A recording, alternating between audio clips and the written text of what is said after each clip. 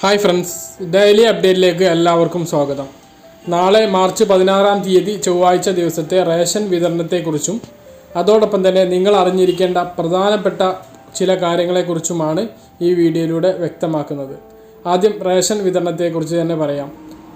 Ration കടയിൽ March മാസത്തെ എല്ലാവിധ ഭക്ഷ്യവിഹിതങ്ങളും സ്റ്റോക്കുകൾ എത്തിയിട്ടുണ്ട്. ഓരോ താലൂക്കിലെയും ലഭ്യതയ്ക്കനുസരിച്ച് റേഷൻ വിഹിതങ്ങൾ വ്യത്യാസപ്പെട്ടിരിക്കാം. തുല്യ സാധനങ്ങൾ തന്നെയാണ് ലഭിക്കുക. വ്യത്യാസപ്പെട്ടിരിക്കാം എന്ന് പറഞ്ഞത് അരിയുടെ കാര്യത്തിലാണ്. അത് വിവിധ അരികൾ ലഭിച്ചേക്കാം. ഇപ്പോൾ ഞാൻ കാണിച്ചു തരുന്നത് പെരിന്തൽമണ്ണ സിവിൽ സപ്ലൈസ് കീഴിലുള്ള റേഷൻ കടകളിൽ ഇങ്ങനെയാണ് ലഭിക്കുന്നത്.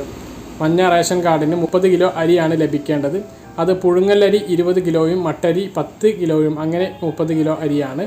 ഗോതമ്പ്, പഞ്ചസാര അത് പിന്നെ സാധാരണത്തെ പോലെ തന്നെയാണ്. ഇനി പിങ്ക് കാർഡിന് ഇവിടെ ലഭിക്കുന്നത് 4 കിലോ അരിയാണ് ഒരു വ്യക്തിക്ക് ലഭിക്കേണ്ടത്. 1 കിലോ ഗോതമ്പും. അത് 4 കിലോ അരിയിൽ 2 കിലോ പുഴുങ്ങലരി, 2 കിലോ മട്ടരി. അത് കഴിഞ്ഞ മാസമൊക്കെ പച്ചരിയും ലഭിച്ചിരുന്നു. നീല റേഷൻ കാർഡുള്ള ആളുകൾക്ക് 1 കിലോ പച്ചരി, 1 കിലോ മട്ട അരി. സാധാരണ അരിയില്ല, പുഴുങ്ങലരിയില്ല നീല റേഷൻ കാർഡിന്. ഞങ്ങളുടെ താലൂക്കിലെ കാര്യമാണ് പറയുന്നത്. നിങ്ങളുടെ താലൂക്കിൽ ചിലപ്പോൾ വ്യത്യാസപ്പെട്ടിരിക്കാം. ഓരോ റേഷൻ കടയിലേക്കും വന്ന സ്റ്റോക്കിനനുസരിച്ചിരിക്കും ഇത്. ഇനി വെള്ള റേഷൻ കാർഡിന് 4 കിലോ അരിയാണ് ലഭിക്കുന്നത്. അതിൽ പച്ചരി 2 കിലോ, മട്ടരി 2 കിലോ. ഈ പ്രാവശ്യം പുഴുങ്ങലരി ലഭിക്കുന്നത് മഞ്ഞ പിങ്ക് റേഷൻ കാർഡിന് മാത്രമാണ് ഞങ്ങളുടെ താലൂക്കിൽ. എല്ലാ ഭക്ഷ്യവിഹിതങ്ങളും റേഷൻ കടയിൽ സ്റ്റോക്ക് എത്തിയിട്ടുണ്ട്. പക്ഷേ മണ്ണെണ്ണ എത്തിയിട്ടില്ല. മണ്ണെണ്ണ ഇവിടേക്ക് ബുധനാഴ്ചയോട് കൂടിയിട്ട് എത്തുമെന്നാണ് പറയുന്നത്. ഈ പ്രാവശ്യം എല്ലാ റേഷൻ കാർഡുള്ള ആളുകൾക്കും മണ്ണെണ്ണ ഉണ്ട്.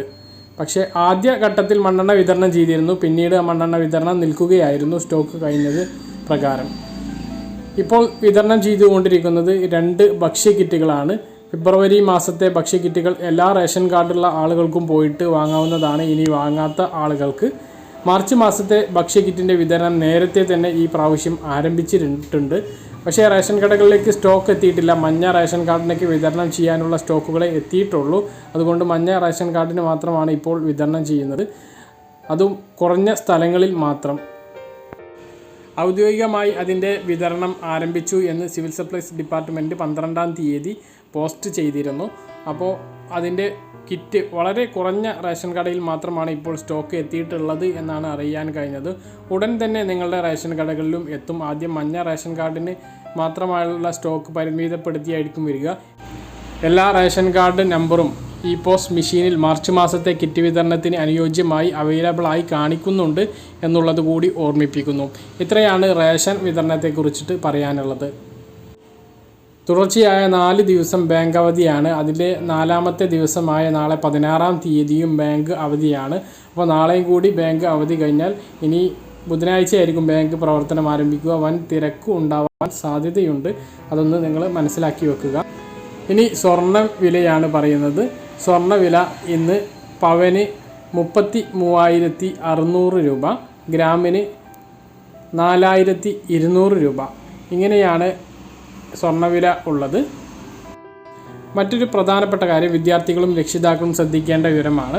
അതായത് നിലവിൽ നമുക്ക് ഈ ഒരു കോവിഡിൻ്റെ പശ്ചാത്തലത്തിൽ അല്ലാതെ തന്നെ 1 മുതൽ 8-ാം ക്ലാസ് വരെയുള്ള കുട്ടികളെ ജയിപ്പിക്കൽ രീതിയാണ് തുടരുന്നത്. ആ രീതിയിലേക്ക് 9-ാം ക്ലാസ്സും കൂടി ഈ ഒരു കോവിഡിൻ്റെ പശ്ചാത്തലത്തിൽ മാറുകയാണ്. 9-ാം ക്ലാസ്സുകാർക്ക് പരീക്ഷ ഉണ്ടാവുകയില്ല. ഈ പ്രാവശ്യം ജയിപ്പിക്കൽ രീതിയായിരിക്കും തിരഞ്ഞെടുക്കുക. അതോടൊപ്പം തന്നെ +1 വിദ്യാർത്ഥികൾക്ക് അത് എങ്ങനെയായിരിക്കും, പരീക്ഷ ഉണ്ടാകുമോ ഇല്ലയോ എന്നുള്ളത് പിന്നീട് അറിയിക്കുന്നതാണ്. അത് അറിഞ്ഞാൽ നിങ്ങളെ വീഡിയോയിലൂടെ അറിയിക്കുന്നതായിരിക്കും. ഇനി വളരെയധികം ശ്രദ്ധിക്കേണ്ട പ്രധാനപ്പെട്ട ഒരു കാര്യമാണ് പറയുന്നത്. തമിഴ്നാട്ടിൽ കോവിഡ് വാക്സിൻ നൽകാനെന്ന വ്യാജേന വീടുകൾ കയറിയിട്ട് കുത്തിവെപ്പ് നടക്കുന്നുണ്ട് എന്ന് അറിയാൻ കഴിഞ്ഞു. അങ്ങനെ ഒരു കുത്തിവെപ്പ് നടത്തി മയക്കുമരുന്ന് കുത്തിവെച്ച് ആ വീട്ടിൽ വൻ കവർച്ച നടത്തുകയുണ്ടായി. അത്തരം അവസ്ഥകൾ നമ്മുടെ ഒറ്റപ്പെട്ട സ്ഥലങ്ങളിലൊക്കെ വരികയാണെങ്കിൽ, വിജനമായ സ്ഥലങ്ങളിലും ഒറ്റപ്പെട്ട സ്ഥലങ്ങളിലൊക്കെ ഈ ഒരു കോവിഡ് വാക്സിൻ കുത്തിവെക്കാൻ ഹെൽത്തിൽ നിന്നാണ് വരുന്നത് എന്ന് പറഞ്ഞ് ആരെങ്കിലും വരികയാണെങ്കിൽ നിങ്ങൾ ഉടൻ തന്നെ പോലീസിനെ വിവരം അറിയിക്കുക, ഹെൽത്തിനെയും ഈ കാര്യം അറിയിക്കുക എന്ന് ഓർമ്മപ്പെടുത്തുന്നു. അങ്ങനെയൊന്നും കേരളത്തിൽ ഇതുവരെ റിപ്പോർട്ട് ചെയ്തിട്ടില്ല. അഥവാ അങ്ങനെയൊന്നും എന്തെങ്കിലും സംഭവിച്ചാൽ ഈ കാര്യം നിങ്ങൾ ശ്രദ്ധിക്കുക എന്നുള്ളത് ഓർമ്മിപ്പിക്കുന്നു.